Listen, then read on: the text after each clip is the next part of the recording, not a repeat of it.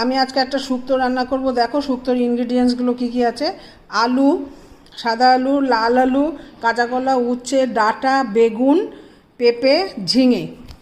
আর এদিকে আছে হচ্ছে আমি একটু সর্ষে গুঁড়ো করে রেখেছি, মানে গুঁড়ো মশলা আর কি, গুঁড়ো সর্ষে ভিজিয়ে রেখেছি।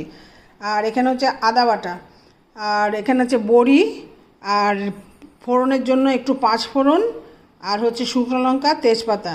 আর এইটা একটা স্পেশাল মশলা আমি যেটা শুক্তোর মধ্যে দিই। এর মধ্যে আছে রাঁধুনি, মৌরি আর মেথি। আর এটা হচ্ছে ঘি। এই ঘিটা নামাবার সময় একটু দিতে হবে। আর করব আমি পুরোটা দুধ দিয়ে।